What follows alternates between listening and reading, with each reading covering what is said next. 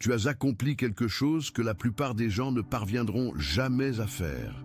Alors que le monde entier réclamait de l'attention, alors que les réseaux sociaux explosaient de conflits, de provocations, de drames, tu es resté silencieux. Et ce silence a tout changé, non pas parce que tu as abandonné, mais parce que tu as compris quelque chose que peu saisissent. Ta réaction était le carburant qui maintenait le jeu des autres en marche. Et lorsque tu as coupé ce carburant, leur jeu s'est simplement arrêté. Reste avec moi jusqu'à la fin de cette vidéo, car ce que tu vas comprendre ici va transformer ta perception de chaque relation, de chaque conflit et de chaque moment où quelqu'un a tenté de te déstabiliser. Tu n'es pas celui ou celle qu'il croyait, tu es bien plus que cela. Je vais te poser une question directe. As-tu déjà eu le sentiment que certaines personnes de ta vie semblaient se nourrir de ton angoisse? Que plus tu t'expliquais, plus elles attaquaient. Que plus tu tentais de faire la paix, plus elles augmentaient la pression? Si tu as répondu oui, sache que ce n'est pas une coïncidence. Il existe un mécanisme psychologique réel, étudié et documenté derrière cela. Et toi, peut-être sans t'en rendre compte, tu as trouvé la réponse la plus puissante à ce mécanisme. Tu as cessé de réagir. Et cette décision, qui paraît simple, mais qui coûte tant, a été l'un des actes les plus courageux et intelligents que l'on puisse poser. Mais avant d'approfondir ce sujet, fais-moi une petite faveur. Abonne-toi à la chaîne et active la cloche, car ce dont on parle ici n'apparaît pas dans le fil de ceux qui ne le demandent pas. Et tu mérites de recevoir ce type de contenu chaque fois qu'il paraît. Maintenant, commençons par le commencement. Il existe une dynamique qui opère en silence dans la vie de la plupart des personnes au-delà de 35 ans. Tu as passé des années à construire des relations, à être une personne bonne, empathique, disponible. Tu étais fier d'être quelqu'un qui écoute, qui aide, qui n'abandonne pas les gens. Ta bonté était réelle, elle l'est toujours. Mais à un moment donné, cette bonté a commencé à être utilisée contre toi. Pense à la dernière fois où quelqu'un t'a provoqué injustement. Cela a pu être un collègue de travail qui a lancé « Attention, vous devez vous préparer maintenant. J'ai préparé un contenu exclusif pour ceux qui sentent qu'ils ont été mis à part pour quelque chose de plus grand, mais vivent entourés de bruit, de distractions et de surcharge mentale. C'est un parcours de 30 jours qui va transformer votre vie, un chemin guidé pour blinder votre esprit et vous préparer à ce qui vient avec des pratiques quotidiennes de focus, de limites et de discipline, également disponible en version audio immersive. Plus de 10 000 lecteurs ont déjà transformé leur vie grâce au parcours de 30 jours. Des milliers de personnes ont déjà commencé cette transformation. Des gens comme vous, qui en avaient assez de vivre dans le brouillard. Des personnes ordinaires qui ont décidé de ne plus accepter le chaos mental. Profitez de cette offre à durée limitée, uniquement ce mois-ci. Accédez à votre lien juste en dessous, dans le commentaire épinglé. Une pique devant tout le monde. Cela a pu être un membre de la famille qui a ramené un vieux sujet juste pour te déstabiliser. Cela a pu être un ami qui a commencé à te traiter mal précisément lorsque tu te sentais bien, en croissance, en épanouissement. Quelle a été ta réaction naturelle? Expliquer, te défendre, prouver que tu n'étais pas ce qu'il sous-entendait. Et qu'est-il arrivé ensuite? Plus de provocation, plus de pression, comme si ta défense avait donné plus de force à l'attaque. Ce n'est pas un accident, c'est un dessein. Les psychologues appellent cela la dynamique de l'approvisionnement narcissique. Certaines personnes, et elles existent dans tous les contextes, famille, travail, amitié, relations amoureuses, fonctionnent à partir d'un système de validation qui dépend des réactions émotionnelles des autres. Lorsque tu réagis avec colère, elles ressentent du pouvoir. Lorsque tu réagis avec des larmes, elles ressentent du contrôle. Lorsque tu réagis avec de longues et épuisantes explications, elles sentent qu'elles ont réussi à te mettre sur la défensive, ce qui est exactement où elles voulaient te voir. Chaque réaction de ta part était une confirmation que le jeu fonctionnait. Et le plus cruel dans tout cela, tu ne savais pas que tu jouais à ce jeu. Tu pensais simplement être honnête, transparent et ouvert au dialogue. Tu pensais que si tu expliquais assez bien, l'autre personne comprendrait. Tu pensais que si tu te montrais vulnérable, il y aurait réciprocité. Mais avec certaines personnes, la vulnérabilité ne génère pas de connexion, elle génère des munitions. Laisse-moi te donner un exemple bien français, bien du quotidien. Imagine un repas de famille, un dimanche. Tout le monde autour de la table. Il y a ce parent, tu sais de qui je parle, qui trouve toujours un moyen de mentionner quelque chose qui te dérange. Ça peut être ton poids, ta situation financière, tes enfants, ta relation. Il le fait avec un sourire, d'un ton décontracté, comme s'il s'agissait d'une remarque innocente. Et tout le monde rit ou fait semblant de ne pas avoir entendu. Mais toi, tu le sens. Et quand tu essaies de te défendre, quand tu expliques, quand tu rougis de colère ou que tu avales de travers en essayant de te contrôler, il sourit encore plus, parce que ça a fonctionné. Tu as réagi. Et ta réaction a été le divertissement qu'il était venu chercher. Maintenant, imagine si la prochaine fois tu ne réagissais tout simplement pas, non par un silence forcé et tendu, mais par une indifférence authentique qui vient d'un lieu de paix véritable. Que se passe-t-il? La remarque meurt dans l'air. Elle n'a nulle part où se poser. Elle n'a pas généré l'effet escompté. Et la prochaine provocation sera plus faible, car le terrain n'est plus fertile. C'est ce que tu as commencé à découvrir. Et c'est exactement ce que nous allons approfondir maintenant. Il n'y a pas de date précise. Ce ne fut pas un matin de révélation avec la lumière entrant par la fenêtre. Cela a été progressif. Cela a été fatigant, parfois douloureux. Mais il y a eu un moment, tu t'en souviens probablement, où tu as regardé une situation qui autrefois t'aurait complètement consumé, et où tu as ressenti quelque chose de différent, une certaine distance, une certaine clarté. Cela a pu être un message WhatsApp arrivant avec ce ton provocateur habituel. Cela a pu être une conversation où quelqu'un a été injuste envers toi. Cela a pu être un regard chargé, une attitude calculée pour te faire sortir de tes gonds. Et au lieu de ressentir ce nœud à l'estomac, cette envie urgente de répondre, de te défendre, de prouver ton point, tu as ressenti quelque chose de différent, une sorte de repos. Une question est apparue en toi. Pourquoi ai-je besoin de répondre à cela? Cette question a tout changé, car elle implique une chose fondamentale, que tu as le choix, que réagir n'est pas obligatoire, que la provocation de l'autre n'a pas de pouvoir automatique sur toi, qu'il existe un espace. Viktor Frankl, le psychiatre autrichien survivant de l'Holocauste, l'appelait le dernier des droits humains, entre le stimulus et la réponse. Et c'est dans cet espace que tu as commencé à vivre. Sais-tu ce qui est fascinant? D'un point de vue neurologique, lorsque tu cesses de réagir automatiquement aux stimuli émotionnels, tu commences littéralement à utiliser davantage le cortex préfrontal du cerveau, la zone responsable du raisonnement stratégique, de la prise de décision consciente, du contrôle des impulsions, et moins l'amygdale, qui est le centre de l'alarme, de la peur, de la réaction instinctive. En d'autres termes, tu commences à penser avec la partie la plus évoluée de ton cerveau plutôt que de réagir avec la partie la plus primitive. Des recherches de l'université de Harvard montrent que la capacité à différer des réactions émotionnelles immédiates est directement liée à la résilience, au leadership et au bien-être psychologique. Les personnes qui développent cette habileté prennent de meilleures décisions, ont des relations plus saines et ressentent moins de stress chronique. Tu n'as pas seulement fait la chose spirituellement juste, tu as fait la chose neurologiquement intelligente. Mais je vais être honnête avec toi, cela n'a pas été facile, n'est-ce pas? Car quand quelqu'un t'attaque, quand quelqu'un ment sur toi, quand quelqu'un essaie de détruire ce que tu as construit, l'instinct humain est de se défendre.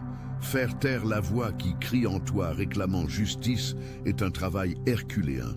Et beaucoup de gens abandonnent en chemin, car ils confondent silence et soumission. Mais laisse-moi te dire une chose que tu as besoin d'entendre. Se taire n'est pas la même chose que céder. Choisir de ne pas réagir n'est pas une faiblesse.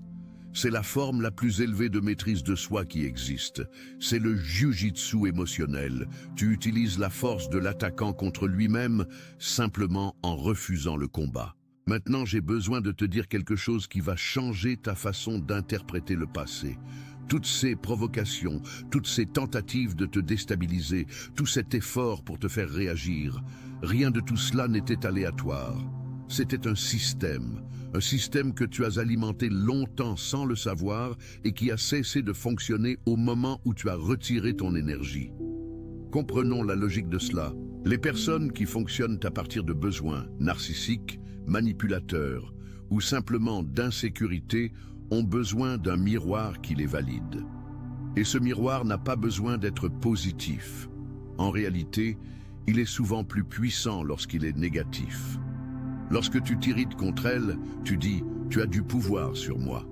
Lorsque tu pleures, tu dis « tes mots m'affectent profondément ». Lorsque tu t'expliques pendant de longues heures en essayant d'être compris, tu dis « ton opinion importe tellement pour moi que j'investis des heures de ma vie dedans ». Dans tous ces cas, tu confirmais leur importance.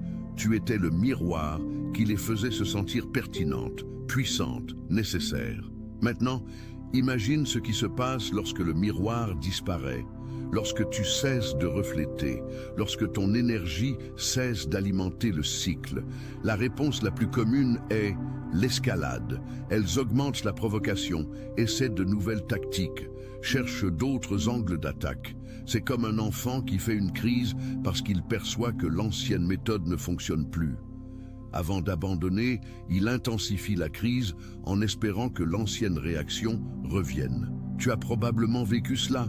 Quand tu as commencé à te retirer, quand tu as commencé à ne plus réagir, elles sont allées plus loin. Elles ont dit des choses plus dures, ont agi de façon plus extrême. Et en toi, la voix de ton ancien toi chuchotait. Tu vois, je devais réagir parce que ça empire, mais c'était exactement le piège. L'escalade n'était pas la preuve que tu devais réagir, c'était la preuve que ton changement fonctionnait. Elles étaient désespérées parce que le carburant s'épuisait. Et sais-tu ce qui arrive lorsque le carburant s'épuise complètement? Le feu s'éteint. Tu as vu cela se produire. Le drame a perdu en intensité. Les provocations se sont espacées. Certaines personnes ont simplement quitté ta vie parce qu'elles ont réalisé que tu n'étais plus une source rentable d'énergie émotionnelle. Et il est resté un espace qui était autrefois plein de bruit et qui maintenant était plein de paix. Cet espace, c'était toi. C'était ce qui restait lorsque tout ce qui ne t'appartenait pas était parti. L'une des choses les plus puissantes que tu aies faites, peut-être sans le nommer ainsi, a été de cesser de t'expliquer autant, de cesser de livrer le manuel de ton âme à quiconque le demandait.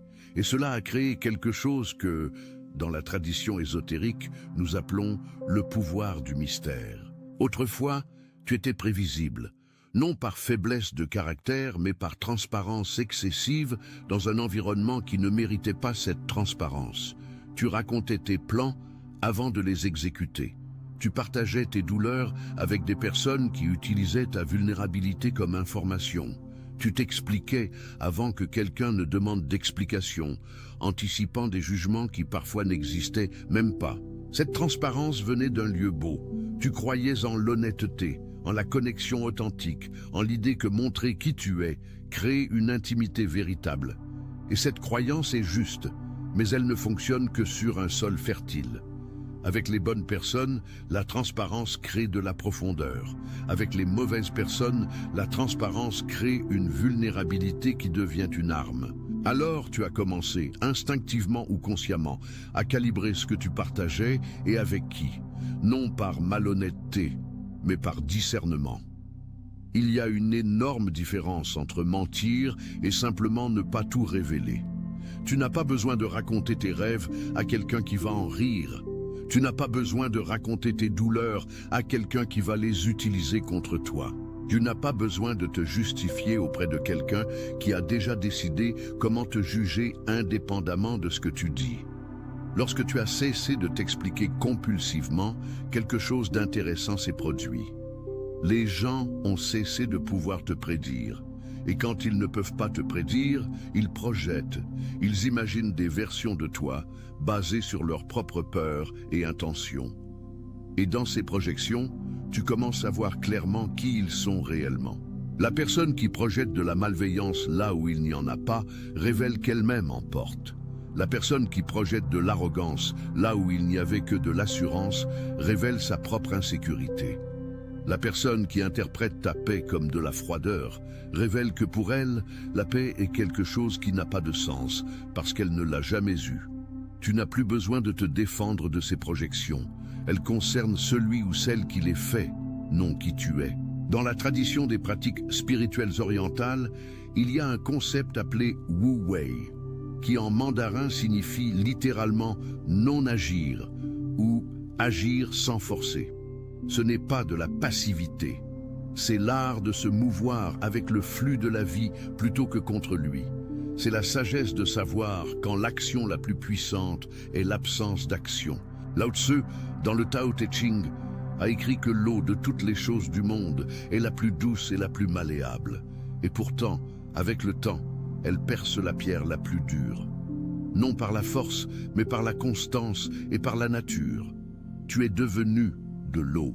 Je dois parler de quelque chose qui fait mal à beaucoup de gens, surtout aux femmes et aux hommes français au-delà de 35 ans, qui ont été élevés dans une culture qui valorise beaucoup le fait de prendre soin de l'autre, de donner de soi-même, de ne laisser personne tomber. Tu as appris dès le plus jeune âge que la bonté est une vertu, qu'aider est noble, que renoncer à son confort pour les autres est un signe de bon caractère. Et tu as intériorisé cela si profondément qu'aider est devenu automatique, presque compulsif. Le problème n'est pas d'aider. Le problème, c'est quand aider devient une monnaie d'échange inconsciente, quand tu aides en espérant, même sans le verbaliser, que l'autre te traitera bien en retour, qu'il valorisera ton effort, qu'il reconnaîtra ta bonté. Et quand cela n'arrive pas, quand tu donnes et donnes encore et que l'autre continue d'exiger, ou pire, te traite avec indifférence, tu es confus, blessé, épuisé. Il existe un schéma que les psychologues appellent la codépendance affective. Et il est bien plus commun qu'il n'y paraît, surtout chez les personnes qui ont grandi dans des environnements où l'amour était conditionnel, où tu devais te comporter d'une certaine manière pour recevoir de l'affection, où le chaos familial t'a appris à réguler les émotions des autres pour assurer ta propre sécurité. Si tu as grandi dans une maison où tu devais être attentif, à l'humeur des adultes autour pour savoir si tu étais en sécurité, tu as appris à lire les besoins émotionnels des autres avant même de lire les tiens. Cette aptitude t'a rendu empathique, perceptif, sensible. Mais elle a aussi fait de toi une cible facile pour les personnes qui cherchent quelqu'un pour prendre soin d'elles sans poser de questions. Le mouvement le plus radical que tu puisses faire, et que beaucoup d'entre vous font déjà, est d'apprendre à distinguer entre l'aide qui vient de l'amour authentique et l'aide qui vient de la peur. L'aide qui vient de l'amour authentique n'a pas d'attente de retour. Tu aides parce que tu le veux, parce que tu en as la capacité, parce que cela a du sens pour toi, à ce moment-là. L'aide qui vient de la peur est celle que tu donnes parce que tu as peur d'être rejeté, d'être jugé, de perdre l'approbation de quelqu'un. Le premier type d'aide t'enrichit, le second t'épuise. Et quand tu commences à ne donner que le premier type, quelque chose de paradoxal se produit. Tu commences à aider moins de personnes, mais de façon plus authentique. Et les personnes qui restent autour de toi sont celles qui valorisent vraiment ce que tu offres. Non parce qu'elles ont besoin de t'utiliser, mais parce qu'elles bénéficient de ta présence de façon mutuelle et réelle. Tu as déjà été dans une situation où tu voulais envoyer un long audio ou un énorme message pour tout expliquer, énumérant les injustices, listant les preuves, prouvant que tu avais raison? Peut-être l'as-tu fait quelquefois.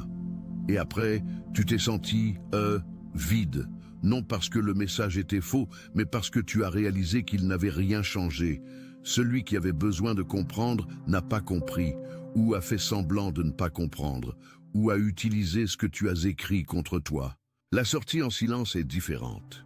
Ce n'est pas le silence rageur de celui qui ronge son frein intérieurement, mais prétend le contraire. C'est le silence de celui qui est authentiquement arrivé à la conclusion que cette relation, cette situation, ce cycle ne mérite plus ton énergie. Tu cesses simplement de te présenter, de répondre avec la même urgence, de te rendre disponible émotionnellement.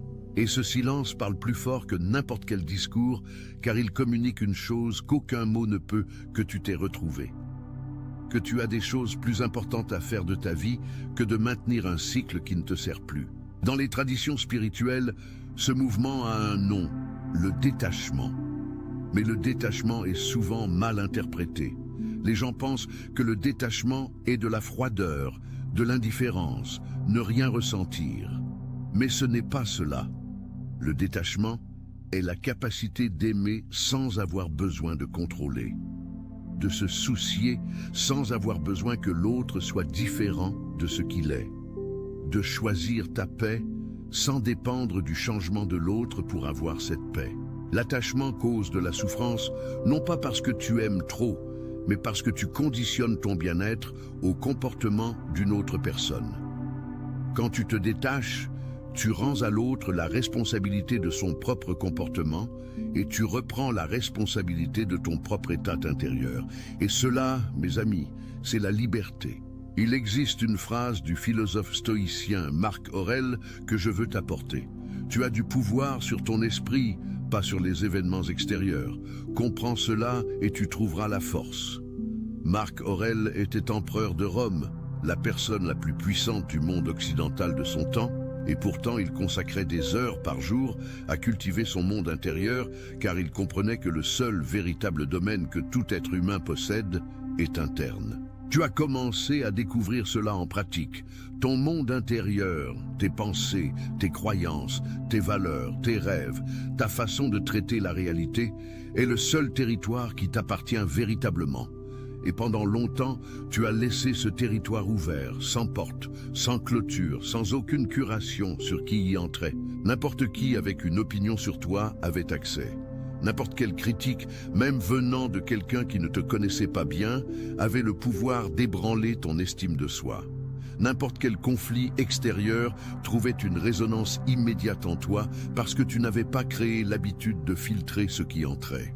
Construire une protection pour ton monde intérieur n'est pas du narcissisme, c'est de l'hygiène spirituelle.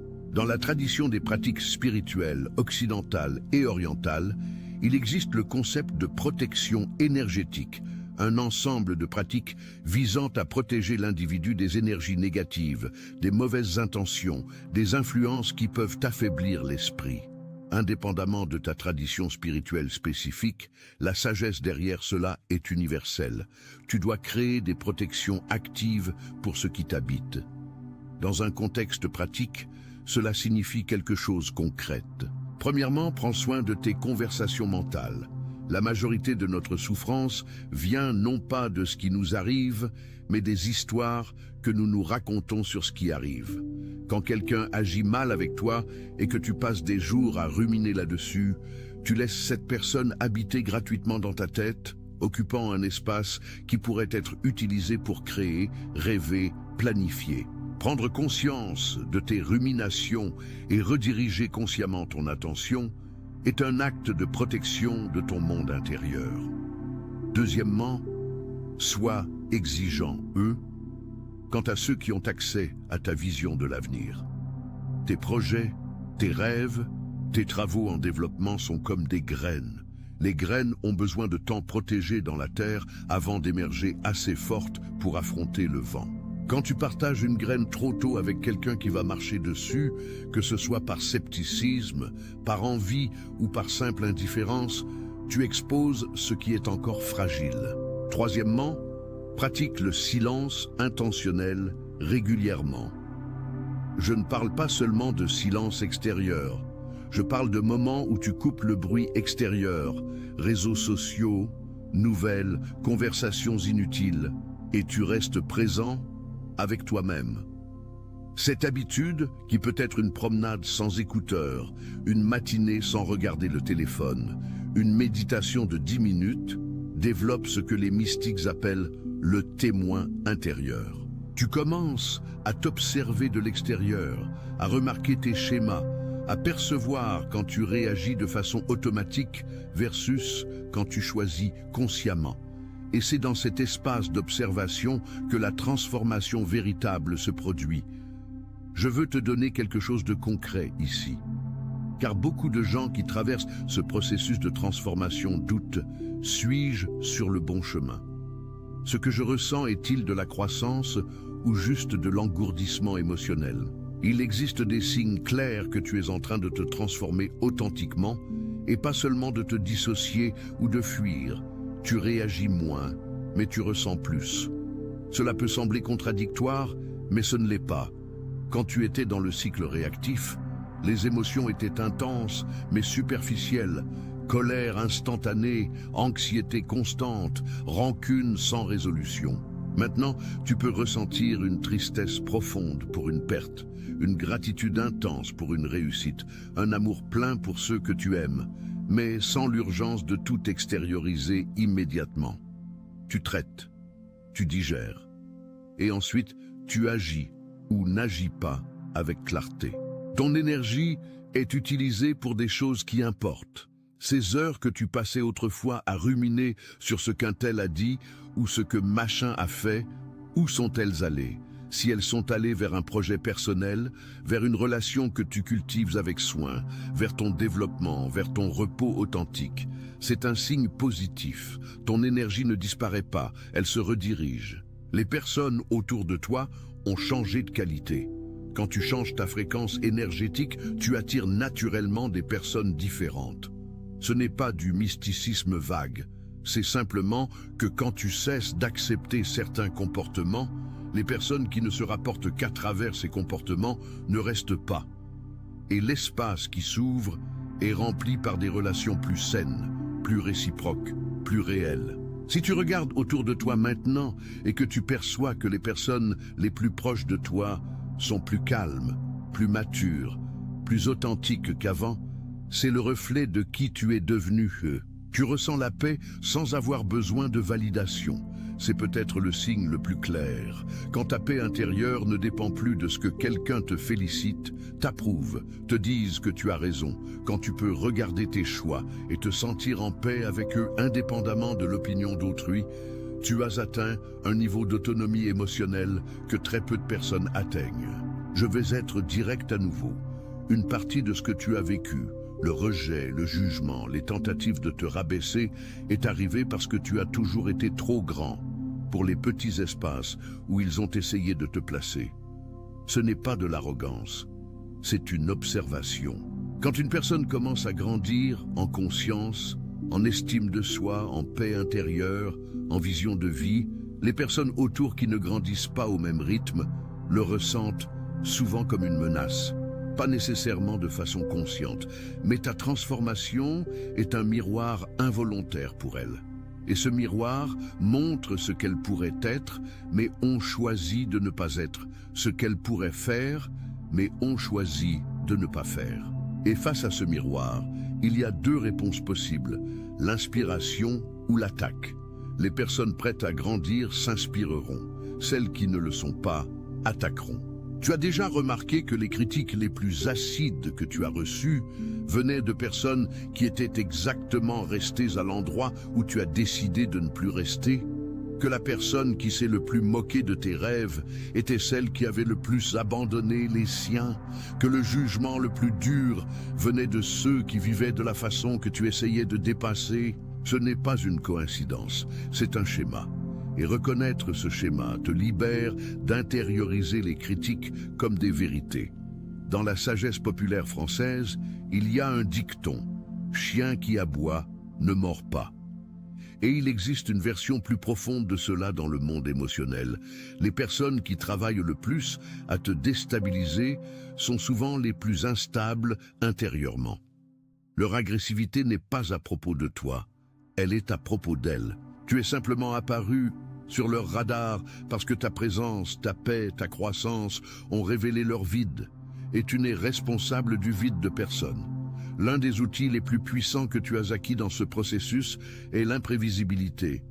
Et je veux explorer cela un peu plus profondément car c'est quelque chose qui continuera à te protéger. Quand tu étais prévisible, quand tu réagissais toujours de la même façon aux mêmes provocations, quand tes déclencheurs étaient connus, quand tes réponses pouvaient être anticipées, tu étais contrôlable. Non par la force, mais par la prévisibilité. Celui qui te connaissait assez bien savait comment te déclencher, comment te déstabiliser, comment te faire te sentir coupable, anxieuse, en colère. Maintenant que tu as changé, tu es devenu une variable imprévisible. Et les systèmes qui dépendent de variables prévisibles cessent de fonctionner quand une variable change de comportement. Mais je veux faire une distinction importante ici. L'imprévisibilité n'est pas une incohérence de caractère. Tu restes la même personne avec les mêmes valeurs. Ce qui a changé, c'est que tes réactions émotionnelles ne sont plus automatiques. Tu n'es plus un joystick que n'importe qui peut actionner pour obtenir la réponse qu'il veut. Tu évalues, tu pèses, et ensuite tu choisis comment répondre, ou si tu réponds. Cette autonomie sur tes réactions est ce que les stoïciens appelaient l'hégémonie con, le principe directeur de l'âme, la partie de toi qui observe, décide et commande. Le développer a été le projet de vie de penseurs comme Épictète, Marc Aurèle et Sénèque. Et c'est aussi ton projet, peut-être sans que tu lui aies donné ce nom.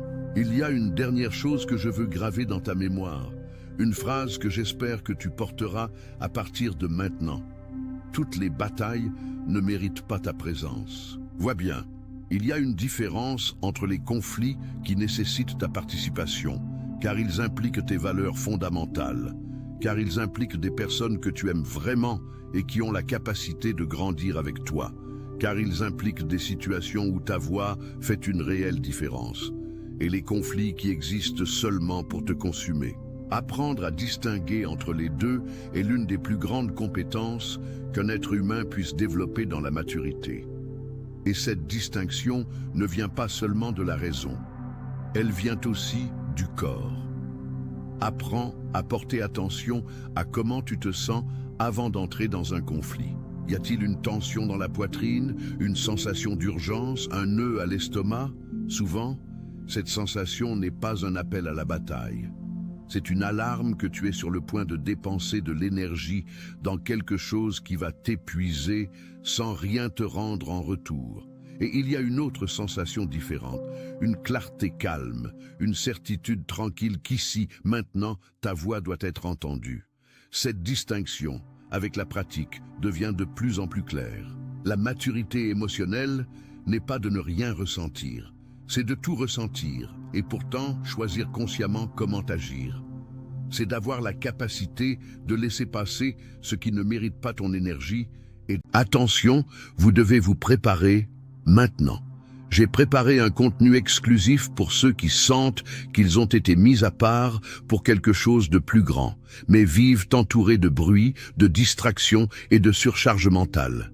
C'est un parcours de 30 jours qui va transformer votre vie, un chemin guidé pour blinder votre esprit et vous préparer à ce qui vient avec des pratiques quotidiennes de focus, de limites et de discipline, également disponible en version audio immersive.